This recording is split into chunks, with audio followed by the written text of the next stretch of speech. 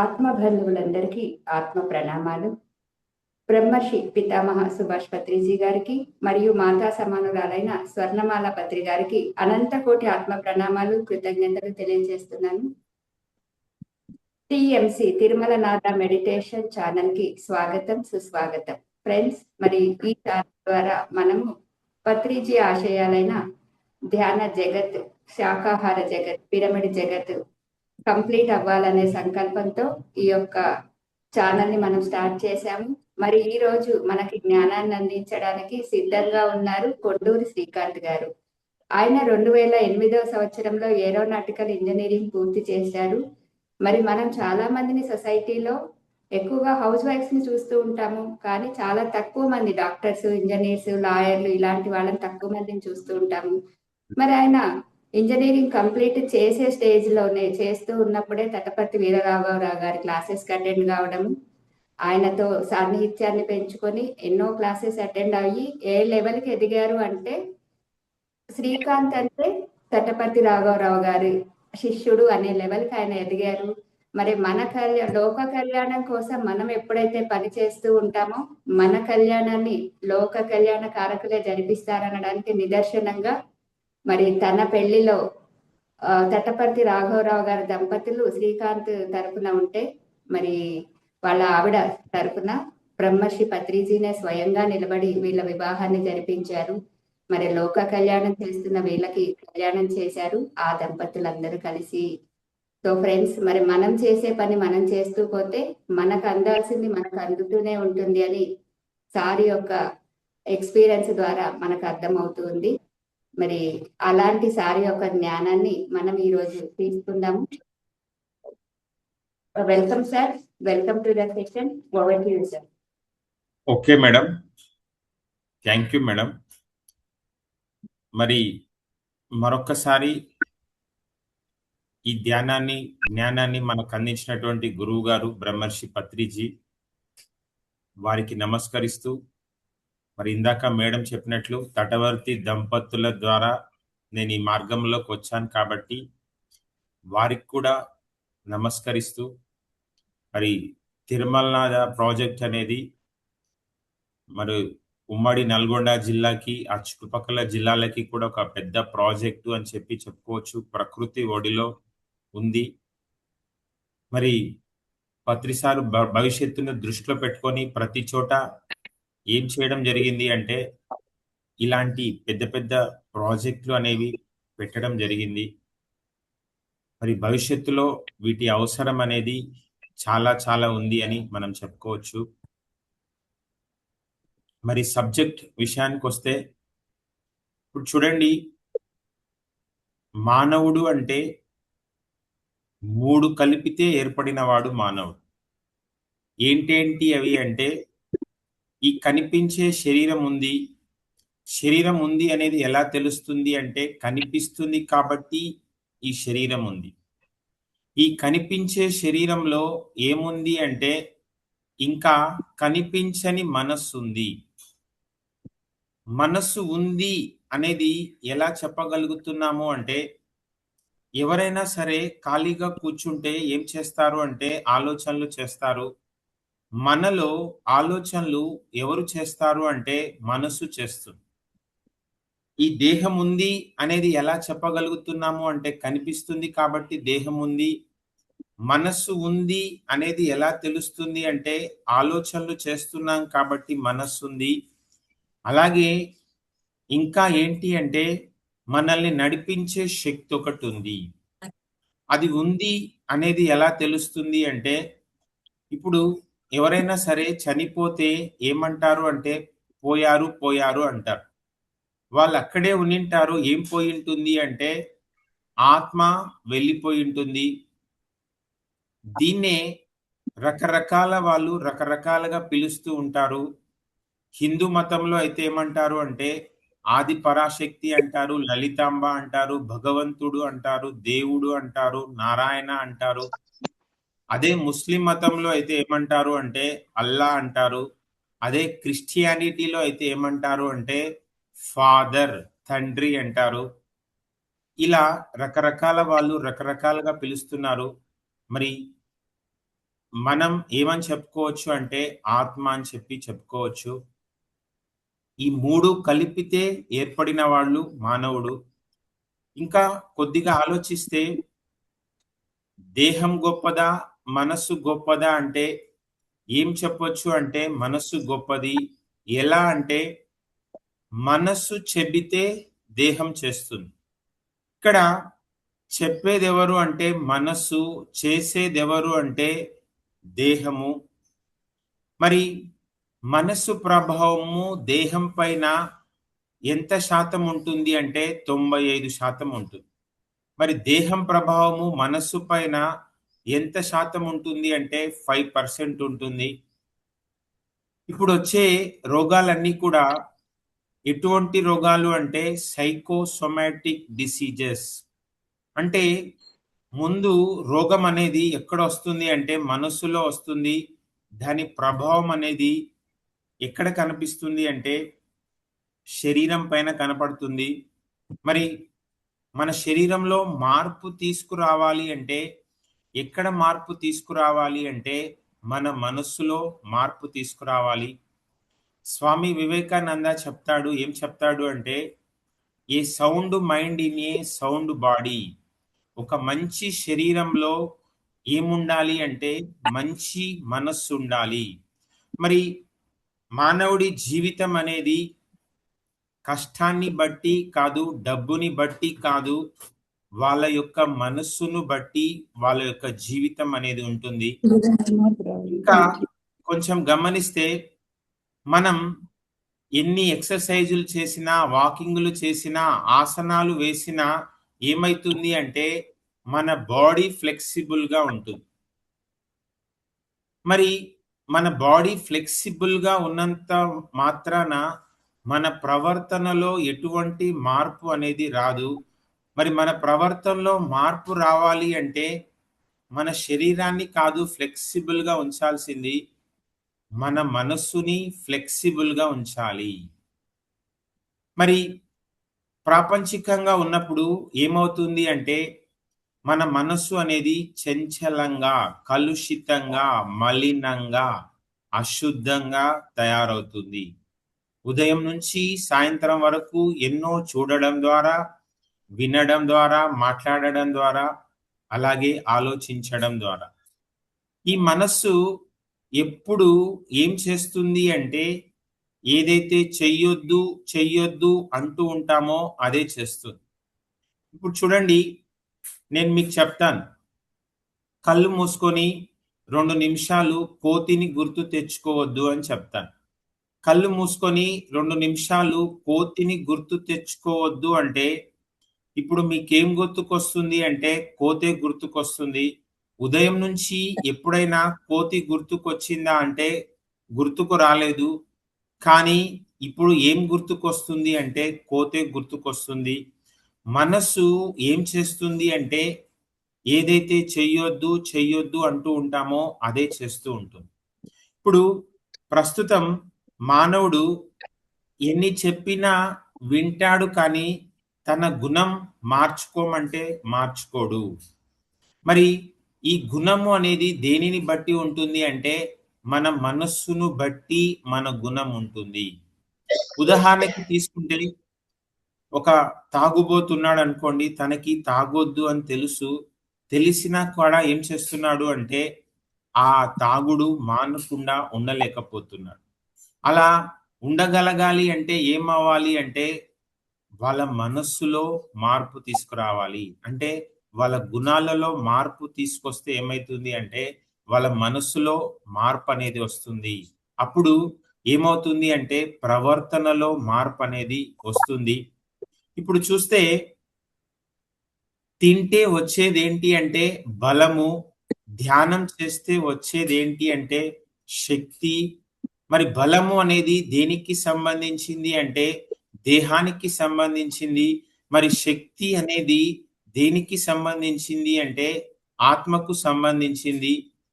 మరి బలం ఏమవుతుంది అంటే కనిపిస్తుంది. శక్తి ఏమవుతుంది అంటే కనిపించదు. మనం లోకంలో ఎవరైతే గొప్పవాళ్ళు, గొప్పవాళ్ళు అనుకుంటున్నామో వాళ్ళంతా కూడా బలవంతులు కాదు, శక్తివంతులు. ఏ దేవుణ్ణి తీసుకున్నా, ఏ దేవుడికైనా కండలు తిరిగున్నాయా అంటే, ఏ దేవుడికి కూడా కండలు తిరిగి లేవు. కానీ ప్రతి ఒక్క దేవుడి దగ్గర ఏముంది అంటే శక్తుంది. ఒక రమణ మహర్షి ఆయన లేకపోయినా కొన్ని లక్షల మంది ఆయన ఆశ్రమానికి వెళ్తున్నారు. ఒక షిరిడి సాయిబాబా ఆయన లేకపోయినా కొన్ని లక్షల మంది ఆయన ఆశ్రమానికి వెళ్తున్నారు. మరి వెంకటేశ్వర స్వామి ఆయన లేకపోయినా కొన్ని లక్షల మంది ఆయన ఆశ్రమానికి వెళ్తున్నారు. అంటే వాళ్ళు లేకపోయినా అక్కడ ఏముంది అంటే వాళ్ళ శక్తి ఉంది. మరి మనం వాళ్ళు చనిపోయినా ఏం చేస్తున్నాము అంటే వాళ్ళ ఫోటోల్ని గోడలకు ఎక్కిస్తున్నాము. వాళ్ళ జీవిత చరిత్రల్ని చదువుతున్నాము. వాళ్ళని మనం ఏం చేస్తున్నాము అంటే ఆదర్శంగా తీసుకుంటున్నాము. మరి వీళ్ళందరి దగ్గర ఏముంది అంటే శక్తి ఉంది. ఈ శక్తి ఎలా పెరుగుతుంది అంటే ధ్యానం చేస్తే పెరుగుతుంది. మరి ధ్యానం అంటే ఏంటి అంటే మనసుకి విశ్రాంతినివ్వడం. మరి నువ్వు ఒక నామాన్ని జపించినా, మంత్రాన్ని జపించినా, భ్రూమధ్యం పైన దృష్టి పెట్టినా, నువ్వు చక్రాల్ని స్మరిస్తూ ఉన్నా, నువ్వు ఇష్టమైన గురువుని స్మరిస్తూ ఉన్నా, ఏమవుతుంది అంటే అదంతా కూడా మనసుని ఒక దానిపై కేంద్రీకరించడం అవుతుంది. అది మానసిక జపం అవుతుంది. మరి ధ్యానం అంటే ఏదో చెయ్యడం కాదు, ఏమీ చెయ్యకపోవడమే ధ్యానం. మరి నువ్వు దేహం ద్వారా ఏమీ చేయకూడదు. అలాగే మనస్సు ద్వారా కూడా ఏమీ చేయకూడదు. మరి ఎవరికైనా సరే ఏంటి అంటే పుట్టుకతోనే చావు అనేది నిర్దేశించబడి ఉంటుంది. మరి ఎవరైనా సరే ఈ భూమిపైకి వచ్చే ముందు ఏంటి అంటే ఇన్ని సంవత్సరాలు అని ఆయుష్ తీసుకొని రారు. ఇన్ని శ్వాసలు అని లెక్క పెట్టుకొని ఈ భూమిపైకి వస్తారు. ఎప్పుడైతే ఆ శ్వాసల లెక్కలు అయిపోతాయో వాళ్ళేం చేస్తారు అంటే ఈ దేహాన్ని వదిలిపెట్టి వెళ్ళిపోతారు. మరి మనం కనుక గమనిస్తే కోపంగా ఉన్నా, ఆవేశంగా ఉన్నా, భయపడుతూ ఉన్నా, పరిగెడుతూ ఉన్నా, ఏ పని చేస్తూ ఉన్నా ఏమవుతుంది అంటే మన శ్వాసలు అనేవి పెరుగుతూ ఉంటాయి. మరి మన శ్వాసలు ఎంత ఎక్కువగా అవుతున్నాయి అంటే మన ఆయుష్షు అంత తగ్గుతుంది. ఒక సంపూర్ణ ఆరోగ్యవంతమైన మానవుడు నిమిషానికి ఏం చేస్తూ ఉంటాడు అంటే 15 నుంచి 18 శ్వాసలు తీసుకుంటూ ఉంటాడు. అంతకంటే ఎక్కువగా జరుగుతున్నాయి అంటే దాని అర్థం ఏంటి అంటే చనిపోవడానికి దగ్గరగా వస్తున్నాడు. ఒక కుక్కను కనుక గమనిస్తే కుక్క ఏం చేస్తుంది అంటే శ్వాసలు ఎక్కువగా తీసుకుంటుంది. కుక్క ఆయుష్ ఎంత అంటే 20 సంవత్సరాలు. అదే మనం తాబేల్ని కనుక గమనిస్తే తాబేలు ఏం చేస్తుంది అంటే నిమిషానికి 3 నుంచి 5 శ్వాసలు తీసుకుంటుంది. తాబేలు ఆయుష్ ఎంత అంటే 400 నుంచి 500 సంవత్సరాలు అని చెప్పి చెప్పుకోవచ్చు. మరి ఒక సంపూర్ణ ఆరోగ్యవంతమైన మానవుడు ఎన్ని శ్వాసలు అంటున్నాము అంటే 15 నుంచి 18. మనం ఎప్పుడైతే ఇలా శ్వాస మీద ధ్యాస అనేది పెడుతూ ఉంటామో అప్పుడు ఏమవుతుంది అంటే మన శ్వాసలు అనేవి తగ్గుతూ వస్తాయి. మన శ్వాసలు ఎంత తగ్గుతూ ఉంటే ఏమవుతుంది అంటే మనం తీసుకునే శక్తి అనేది అంత ఎక్కువగా ఉంటుంది. మనం తీసుకున్న శ్వాస ఏమవుతుంది అంటే ముక్కు ద్వారా ఊపిరితిత్తుల లోపలికి వెళ్తుంది. ఊపిరితిత్తుల్లో ఏమవుతుంది అంటే 3000 నుంచి 5000 గదులు ఉంటాయి. మరి మనం శ్వాస ఎక్కువగా తీసుకున్నప్పుడు ఏమవుతుంది అంటే మనం తీసుకున్న శ్వాస ఊపిరితిత్తుల లోపలి అన్ని గదుల లోపలికి వెళ్ళదు. అప్పుడు ఏమవుతుంది అంటే శక్తి ప్రసరణ అనేది తక్కువగా ఊపిరితిత్తుల లోపలికి, ఊపిరితిత్తుల నుంచి గుండెకి, గుండె నుంచి శరీరానికి ఏమవుతుంది అంటే శక్తి ప్రసరణ అనేది తక్కువగా జరుగుతుంది. ఎప్పుడైతే మన శ్వాస చిన్నదిగా అవుతూ ఉంటే అప్పుడు ఏమవుతుంది అంటే మనం తీసుకున్న శ్వాస ఊపిరితిత్తుల లోపలి అన్ని గదుల లోపలికి వెళ్తుంది. అప్పుడేమవుతుంది అంటే శక్తి ప్రసరణ అనేది ఊపిరితిత్తుల లోపలి అన్ని గదుల లోపలికి వెళ్తుంది. అలా ఊపిరితిత్తుల నుంచి గుండెకి, గుండె నుంచి శరీరానికి ఏమవుతుంది అంటే శక్తి ప్రసరణ అనేది ఎక్కువగా జరుగుతుంది. ఇప్పుడు మనం తెలుగు వ్యాకరణంలో విని ఉంటాము. ఏంటి అంటే కర్త, కర్మ, క్రియ. కర్త అంటే ఏమని చెప్పొచ్చు అంటే చేసేవారు అని చెప్పొచ్చు. కర్మ అని దేన్నంటాము అంటే చేసే పనిని కర్మ అంటాము. క్రియ అంటే ఏంటి అంటే క్రియ అన్న కూడా పనే. మరి కర్మలో ఏమవుతుంది అంటే మన ప్రమేయం ఉంటుంది. క్రియలో ఏమవుతుంది అంటే మన ప్రమేయం ఉండదు. మన ప్రమేయంతో చేస్తే దాన్ని ఏమంటున్నాము అంటే కర్మ అంటున్నాము. మన ప్రమేయం లేకుండా జరిగితే దాన్ని ఏమంటున్నాము అంటే క్రియ.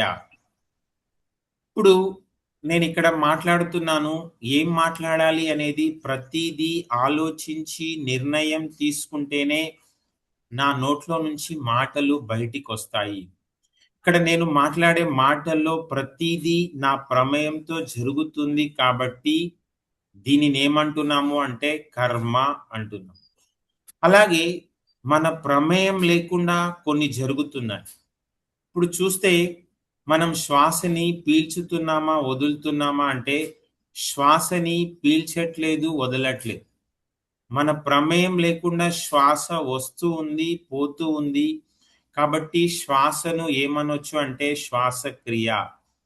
అలాగే తిన్న ఆహారం ఏమవుతుంది అంటే జీర్ణం అవుతుంది.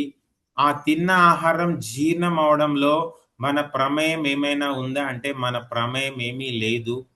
కాబట్టి దాన్ని కూడా ఏమనొచ్చు అంటే జీర్ణక్రియ.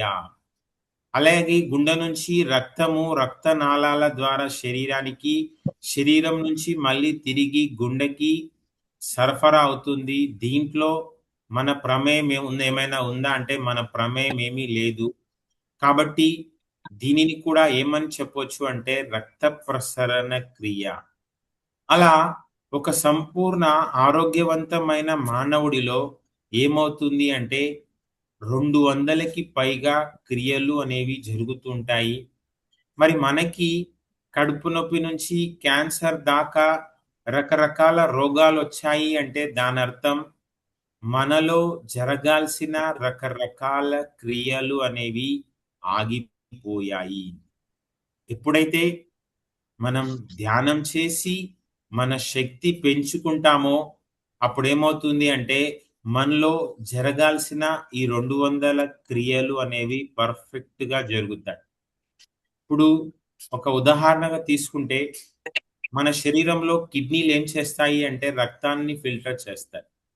ఎప్పుడైతే మన శరీరంలో కిడ్నీలు చేసే పని ఆగిపోతుందో ఏమని చెప్పొచ్చు అంటే మన శరీరంలో జరగాల్సిన ఒక రకమైన క్రియ అనేది ఆగిపోయింది.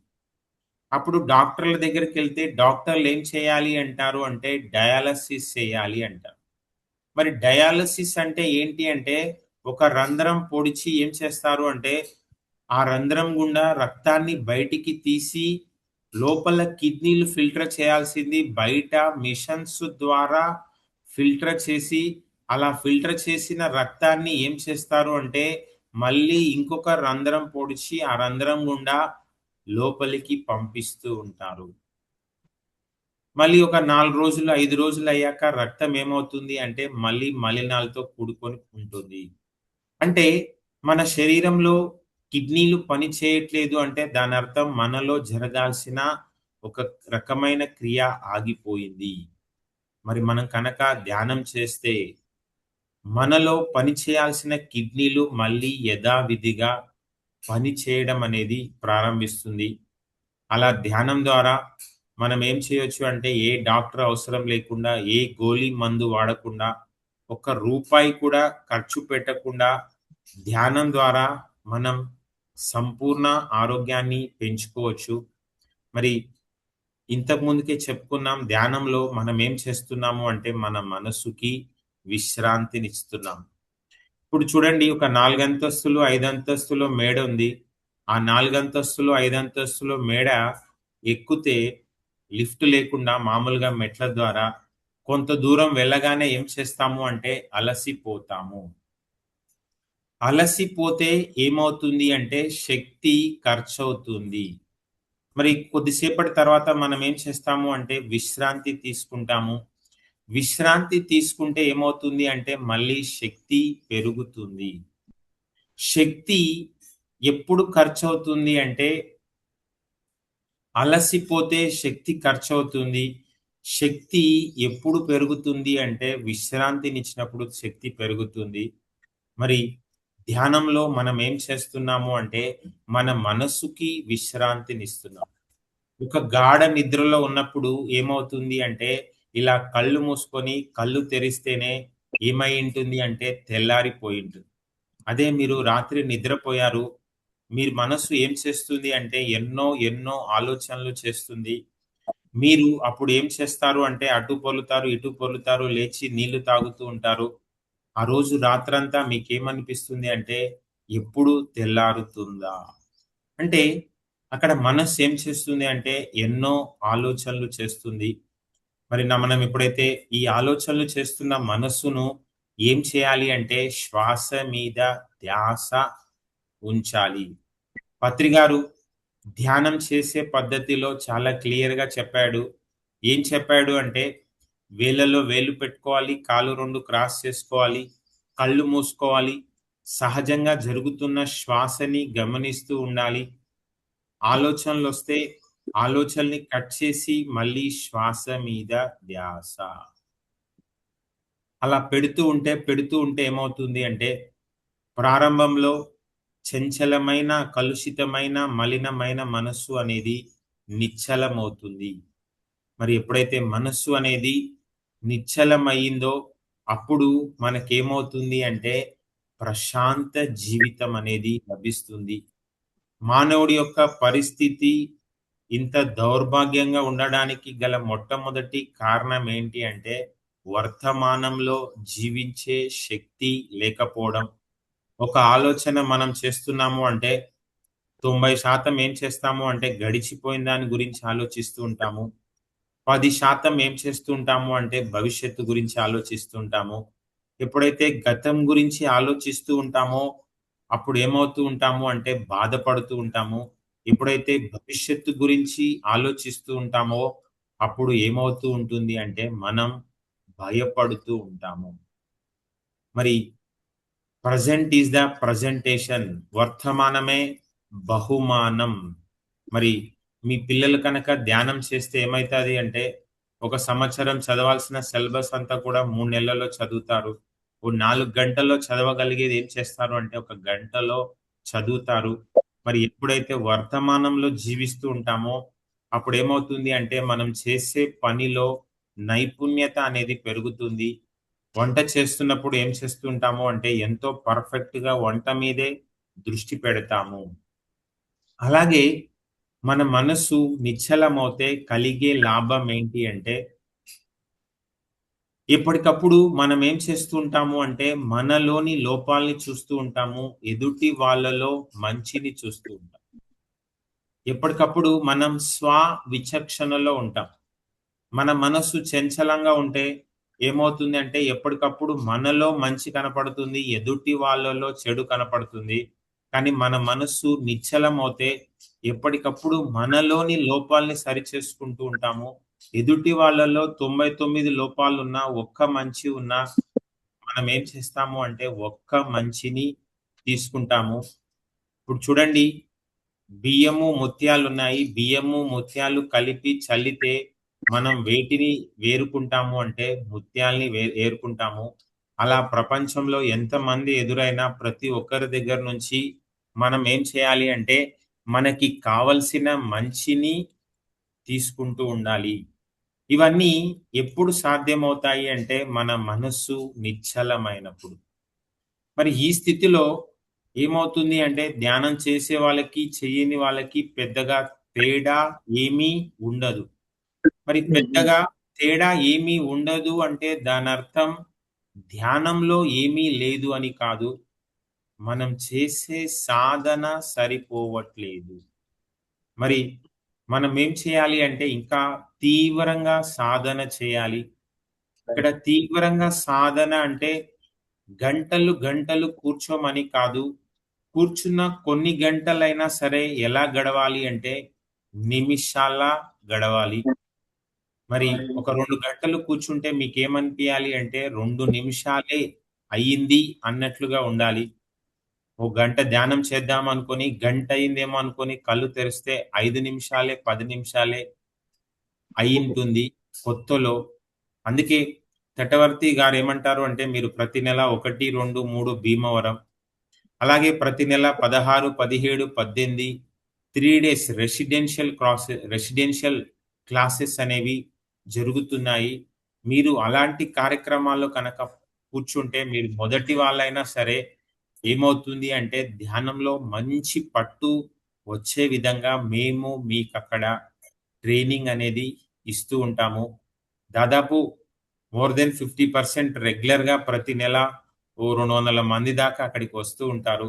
అలా సీనియర్‌ల సమక్షంలో కొత్త వాళ్ళు కూర్చున్నా మీరేం చేస్తారు అంటే చాలా తొందరగా ధ్యాన స్థితి అనేది పొందుతుంది. మరి మనకి క్వాంటిటీ కాదు కావాల్సింది క్వాలిటీ. మనం ఎన్ని గంటలు కూర్చున్నాము అనేది కాదు ముఖ్యం. ఎంతసేపు ఆలోచనలు లేని స్థితిలో గడిపాము అనేది మనకు కావాలి. అలా కూర్చునే కొద్దీ మన శక్తి పెరిగే కొద్దీ ఏమవుతుంది అంటే మన మనస్సు శుద్ధి అవుతుంది. మన మనస్సు శుద్ధి అయ్యే కొద్దీ మన గుణాలలో మార్పొస్తుంది. మరి మనలో వివేకం కలుగుతుంది. మనలో విచక్షణ జ్ఞానం ఏర్పడుతుంది.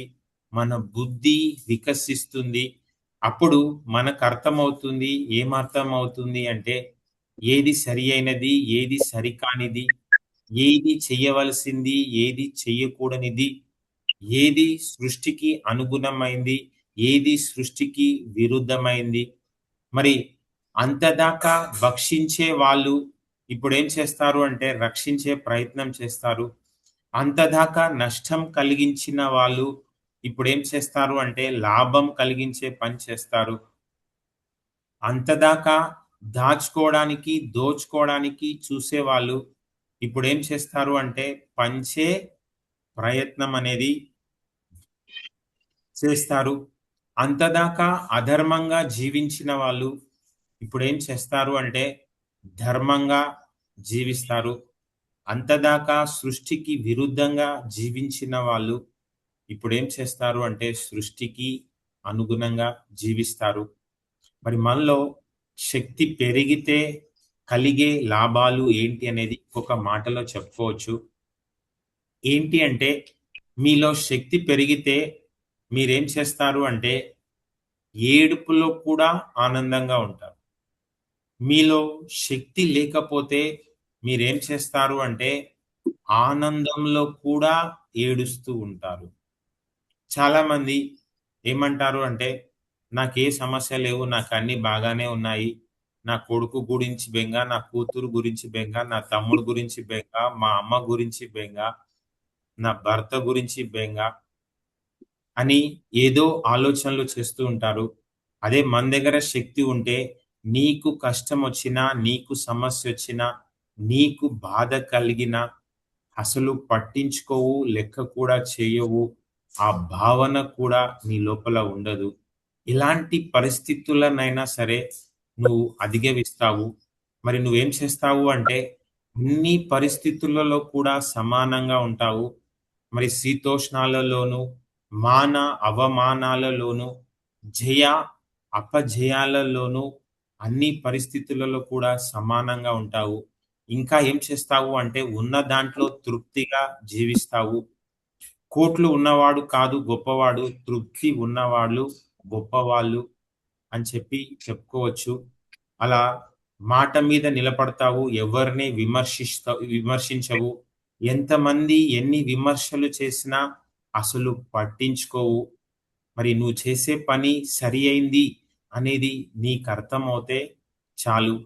ఇవన్నీ కూడా ఎప్పుడొస్తాయి అంటే నీ శక్తి పెరిగినప్పుడొస్తాయి. ఆ పెరిగే శక్తి బయటికేమీ కనపడదు. కానీ ఈ మార్పనేది మనలో అంతర్గతంగా వస్తుంది. మరి చివరగా ఒక మాటలో ఏం చెప్పాలి అంటే మన దగ్గర అన్నీ ఉండి మనశ్శాంతి లేకపోతే ఏమీ లేనట్టే లెక్క. మీ దగ్గర ఏం లేకపోయినా మనశ్శాంతి ఉంటే అన్నీ ఉన్నాయనే చెప్పుకోవచ్చు. ఆ మనశ్శాంతి అనేది ఎలా లభిస్తుంది అంటే ఈ సరి అయిన ధ్యానం ద్వారా. మరి ఈరోజు ఈ అవకాశం ఇచ్చిన తిరుమలనాథ జూమ్ సభ్యులందరికీ, పాల్గొన్న మీ అందరికీ కూడా ధన్యవాదాలు. Thank you very much. Thank you sir, thank you very much. మరి కొత్త వాళ్ళకి చక్కగా అర్థమయ్యేటట్టుగా శక్తివంతుడు, దేవుళ్ళందరూ బలవంతులు కాదు శక్తివంతులు అని, మరి మనసు ప్రభావం 95% ఉంటుంది అని అద్భుతంగా తెలియచేశారు. మరి ఎన్నో ఉదాహరణలతో చెప్పారు. Thank you very much. మరి మీ విలువైన సమయాన్ని మాకు కేటాయించినందుకు. సార్, ఇప్పుడు మీరు ధ్యానం చేయిస్తారా? సజెషన్స్ ఇస్తూ చేయించండి. ఓకేనా ఫ్రెండ్స్? ఓకే. కొత్త వాళ్ళు ఎవరైనా ఉంటే కళ్ళజోడు తీసేయండి, వేళ్లలో వేళ్ళు పెట్టుకోండి, కాళ్ళు క్రాస్ చేయండి. మిమ్మల్ని ఎవరు డిస్టర్బ్ చేయకుండా సెల్ ఆఫ్ చేసుకోండి, అంటే సెల్ సైలెంట్ లో పెట్టుకోండి. బెల్ కానీ ఏది మోగకుండా చూసుకోండి. ఒక రూమ్ లోకి వచ్చి కూర్చోండి. మనం ఇంట్లోనే సాధన చేస్తున్నాం కానీ సామూహికంగా సాధన చేస్తున్నాం కాబట్టి ఖచ్చితంగా ఒక రూమ్ లోకి వచ్చి ఆ రూమ్ తలుపేసుకొని హాయిగా కూర్చోండి. ఒక హాఫ్ గ్లాస్ వాటర్ తాగండి ఫ్రెండ్స్. చక్కగా వాటర్ తాగి ఏదైతే ఉందో దాన్ని ఎక్స్పీరియన్స్ చేద్దాం. చక్కగా మన ఇంట్లో మనం ఉంటూ దాన్ని ఎక్స్పీరియన్స్ చేద్దాము. హాయిగా కూర్చుందాం. సార్ మరి ఇన్స్ట్రక్షన్స్ ఇస్తూ ఉంటారు. చక్కగా ధ్యానంలో స్థితమవుదాం.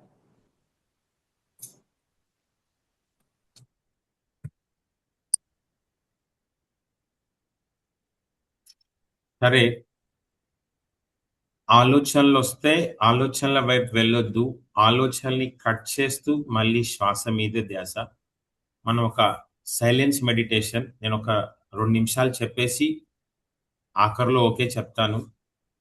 మీరు కూర్చోలేకపోతున్నారు అంటే కారణం ఆలోచనలు వస్తున్నాయి. ఆలోచనలు వస్తే ఆలోచనని కట్ చేసి మళ్ళీ శ్వాస మీద ధ్యాస. ఏ చిన్న ఆలోచన వచ్చినా ఆ ఆలోచనని కట్ చేసి మళ్ళీ శ్వాస మీద ధ్యాస పెడదాము. కొత్త వాళ్ళైనా గ్రూప్గా చేస్తున్నాం కాబట్టి సైలెన్స్ లో కూర్చుందాం. మరి మీ ధ్యాసంతా శ్వాస మీదే ఉండాలి. నా మాట మీద కూడా కాదు, శ్వాస మీదే ఉండాలి. ఒక 25 నిమిషాలు.